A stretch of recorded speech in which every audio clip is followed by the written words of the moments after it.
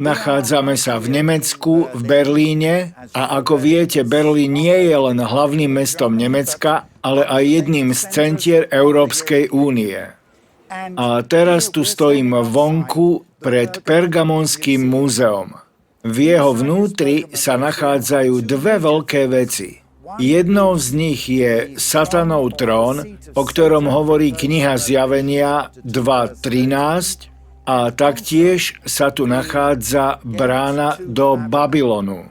A oba tieto objekty nie sú modernou rekonštrukciou histórie. Sú to originály, ktoré boli prevezené z Pergamonu a z Babylonu. Toto je cesta, po ktorej kráčali podrobení Izraelci do Bábelu, do Babylona, keď ich Babylončania zobrali do zajatia. Takže teraz so mnou kráčate po tej istej ceste, akou kráčali oni. A to, čo teraz vidíte predo mnou, na čo sa dívam, je Ištarina brána, ktorá je známa tým, že má na sebe 337 hadích bohov.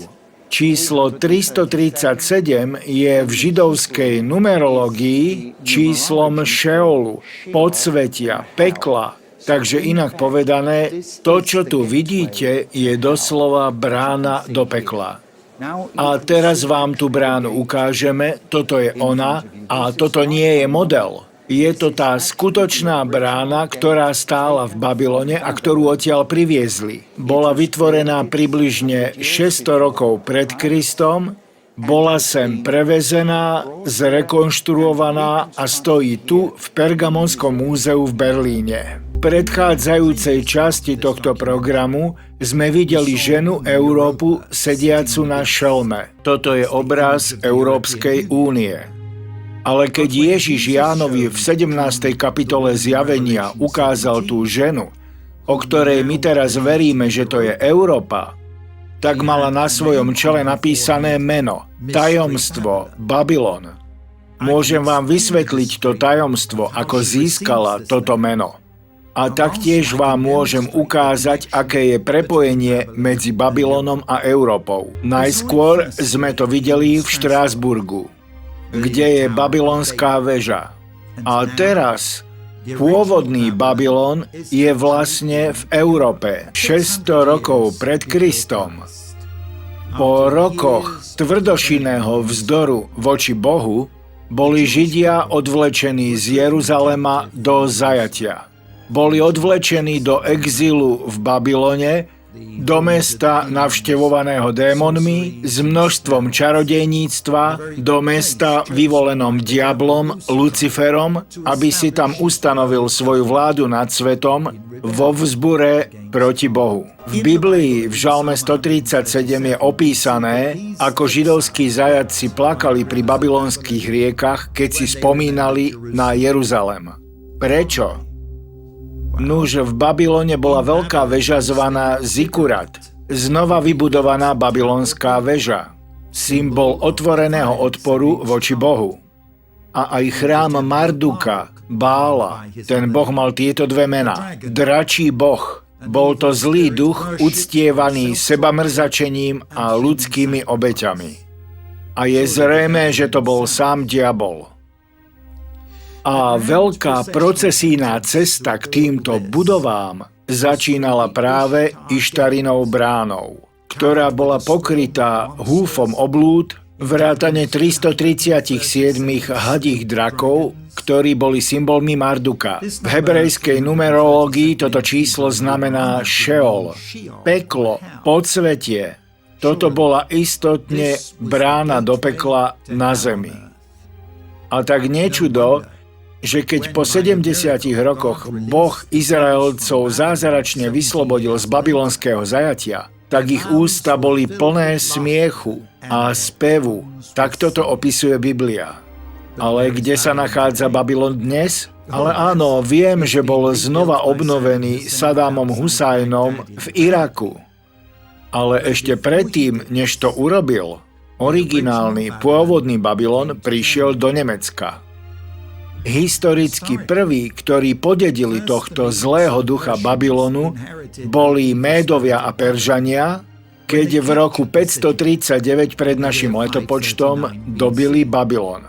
Peržania boli v roku 331 pred Kristom porazení Alexandrom Veľkým, ktorý prikázal 10 000 mužom, aby znova vybudovali Mardukov chrám a zabezpečil to, aby v tomto chráme boli prinášané denne obete dračiemu bohu, a to sa dialo až do jeho predčasnej smrti v roku 323 pred Kristom.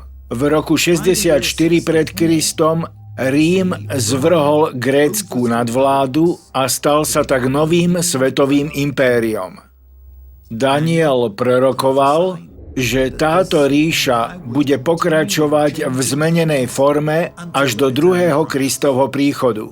Babylonský duch potom cez Rimanov opäť zasiahol vzdorovitých Izraelcov. Rimania v roku 70 zničili Jeruzalemský chrám a rozprášili Židov do vyhnanstva po celom svete. Tento stav trval takmer 2000 rokov, až do zázračného znovu založenia Izraela v roku 1948. Po páde rímskeho impéria rímski pápeži vymenovávali po sebe idúcich kráľov za cisárov Svätej rímskej ríše, politických vodcov pápežskej Svätej rímskej ríše.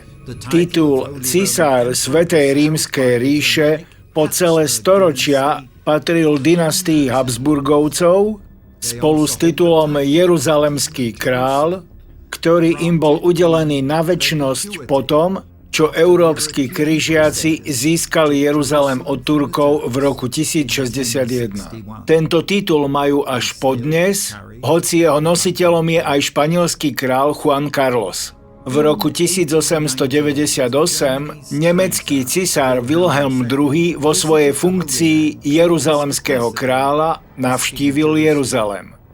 A o rok neskôr začal vykopávky v ruinách starobilého Babylona. V roku 1913 priniesol do Berlína prvú časť procesijnej cesty a Ištarinej brány s 337 hadími drakmi, čo bol babylonský vchod do pekla na zemi. A už o rok neskôr bolo Nemecko vo vojne so svetom. Za 4 roky v nej zomrelo 10 miliónov ľudí. Do roku 1930 bola v Berlíne vybudovaná kompletná procesijná cesta a do nového múzea dali aj pergamonský oltár. Bol to babylonský dračí boh, samotný diabol, ktorý hovoril cez Hitlera, keď vyhlasoval konečné riešenie židovskej otázky. Riešenie, ktoré vyústilo vo vyvraždenie 6 miliónov Židov.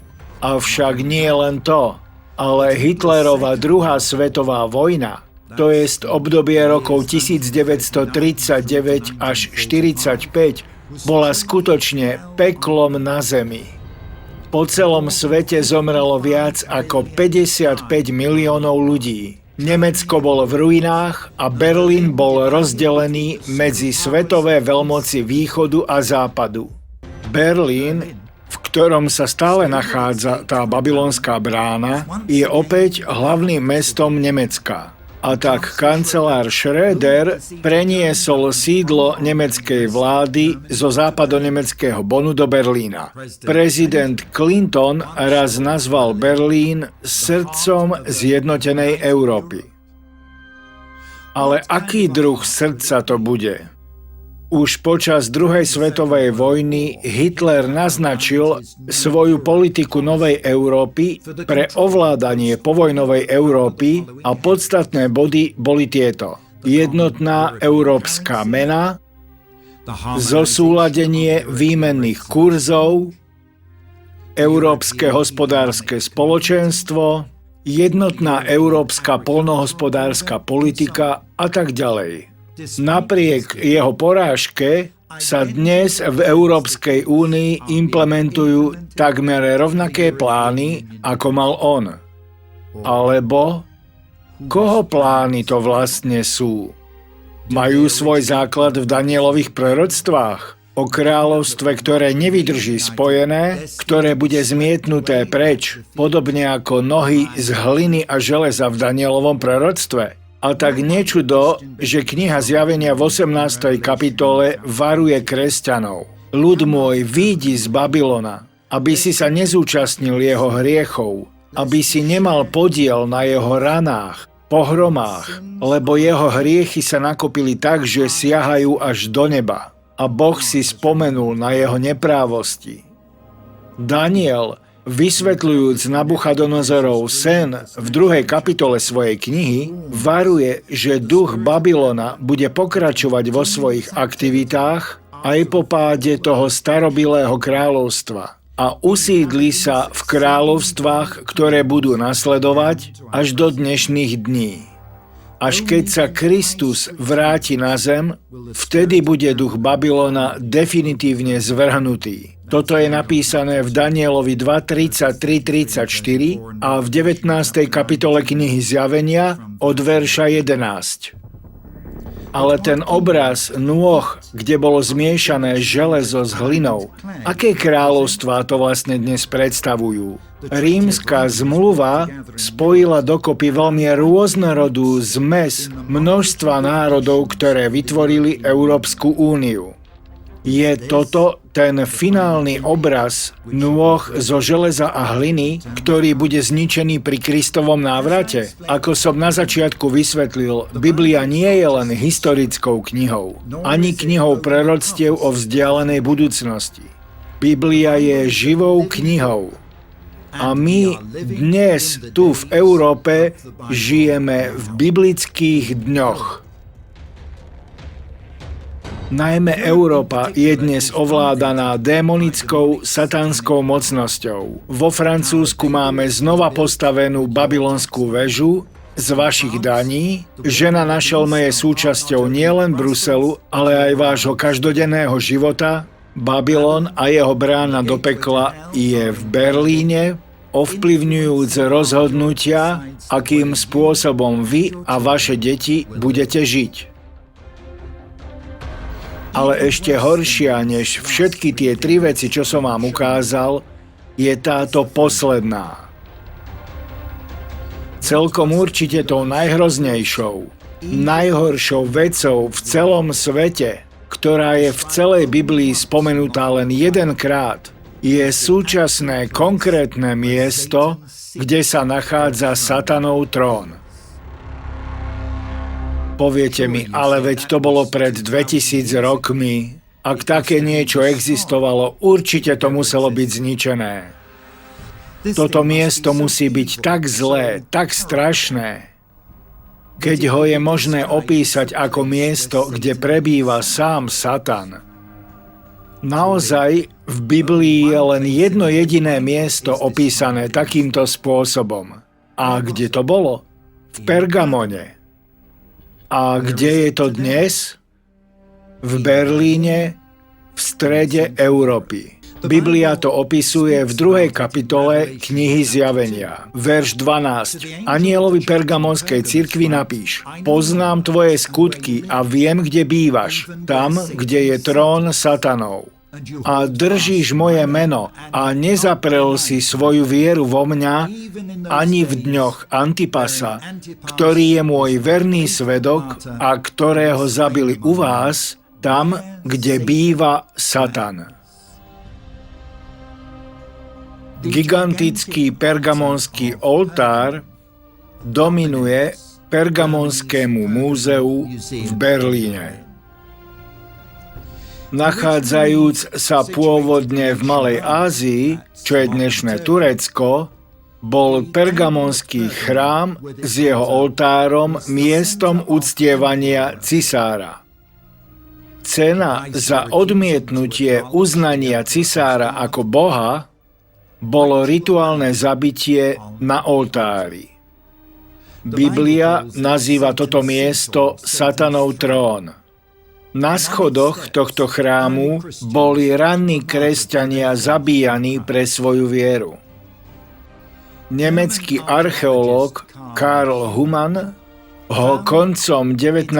storočia objavil takmer v neporušenom stave a všetko, čo z neho našiel, poslal do Berlína. V roku 1902 cisár Wilhelm II oslavoval jeho postavenie v Berlíne ako najpyšnejší monument jeho vlády a pre pohanských bohov usporiadal extravagantný festival. Veľmi závažné je to, že zakrátko na to, čo sa toto udialo, bola história Nemecka určená sledom udalostí, ktoré môžeme pripisovať len satanským silám. V roku 1904 sa v Anglii vo Walese udialo veľké velšské prebudenie, ktorého účinok na Angliu bol celosvetovo známy. Hneď na to nastalo veľké vyliatie Ducha Svätého v roku 1908. Vypuklo takmer súčasne v anglikánskej cirkvi v Monk-Vermont v Spojenom kráľovstve a na Azusa Street v Los Angeles v Amerike a krátko na to v Kasseli v Nemecku. Ľudia zhromaždení na modlitby a uctievanie Boha zrazu začali hovoriť v neznámych jazykoch. Toto bolo počiatkom veľkého celosvetového vyliatia Božieho Svätého Ducha, ktoré bolo poznačené fenoménom nazývaným hovorenie v jazykoch. Presne tak, ako sa to udialo v deň letníc v Jeruzaleme, ako o tom hovorí 2. kapitola knihy Skutkov. Žiaľ, Nemecko sa stalo sídlom odporu a odmietnutia tohto nového Božieho hnutia. Na stretnutí Nemeckej evanielickej aliancie v Berlíne sa evanielické cirkvi dohodli na tom, čo je známe ako Berlínska deklarácia z roku 1909. Došli k nasledujúcemu záveru. Takzvané letničné hnutie nie je zhora, ale zdola a pôsobia v ňom démoni. V jeho čele stojí Satan a s veľkou prefíkanosťou mieša lži s pravdou, aby zviedol Božie deti zo správnej cesty. Ani osobná oddanosť a vernosť niektorých bratov, ktorí stoja v čele tohto hnutia, ani uzdravenia, jazyky a proroctvá, ktoré sprevádzajú toto hnutie, nemôžu zmeniť naše hlboké presvedčenie, že toto hnutie je zdola. Duch, ktorý stojí za týmto hnutím, ktorý sa prejavuje duchovnými a fyzickými prejavmi moci, je falošným duchom. A on sám sa prejavil, že je takýto. Toto je to, čo vyhlásili. A predsa Boh vo svojom slove slúbil, a to v 2. kapitole knihy Joela a Skutkov, že vyleje svojho ducha na každé telo. Nebudú to len prehánky prvých letníc, ale silný, neskorý dážď, ktorý prinesie poslednú bohatú žatvu duší, ešte pred Kristovým návratom. Ako následok tohto vyhlásenia sa v 20. rokoch stala nemecká cirkev centrom biblického kriticizmu a liberálnej teológie a spochybňovaním pravd Božieho slova, čím podkopávala samotné základy kresťanskej viery.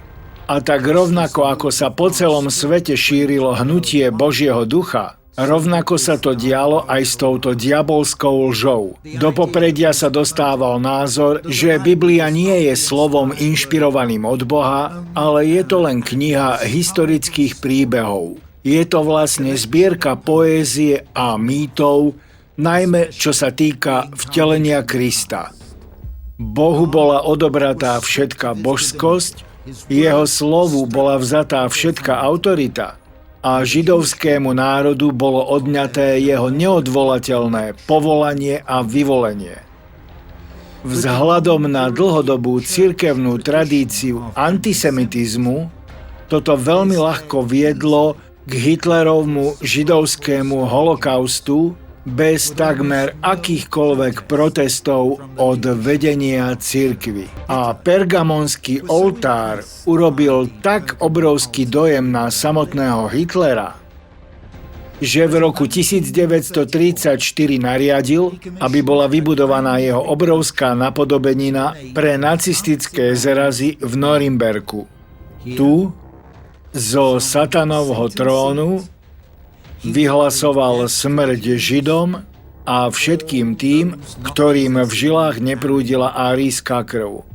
Hlavné cirkvi oficiálne Hitlera podporovali, ale mnohí Nemci zo všetkých denominácií zaplatili svojimi životmi za to, že sa pevne pridržali svojej viery v Krista a že poskytovali útočisko Židom v časoch zúrivého nacistického prenasledovania. Vďaka Bohu, v posledných rokoch sme boli svedkami mnohých pokání za Berlínsku deklaráciu z roku 909, vedených novými charizmatickými cirkvami. Napríklad v Berlínskom pochode pre Ježiša v roku 94.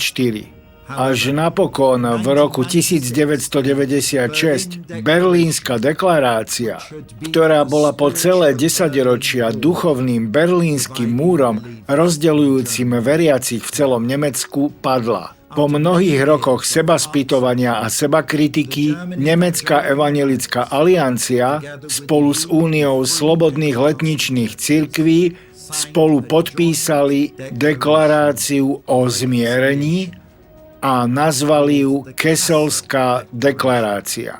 Dohodli sa, že sa budú spolu modlievať a spolupracovať pri evangelizácii. A tak teraz sú už dvere otvorené pre nové hnutie Svätého Ducha. Lenže opäť aj Satan urobil významný krok. Po roku 1945, keď Berlín bol rozdelený a oddelený od pergamonského oltára, bolo Nemecko znova vybudované a zažívalo tak bezprecedentný ekonomický rozmach, aký nezažila ani nemecká, ani európska história.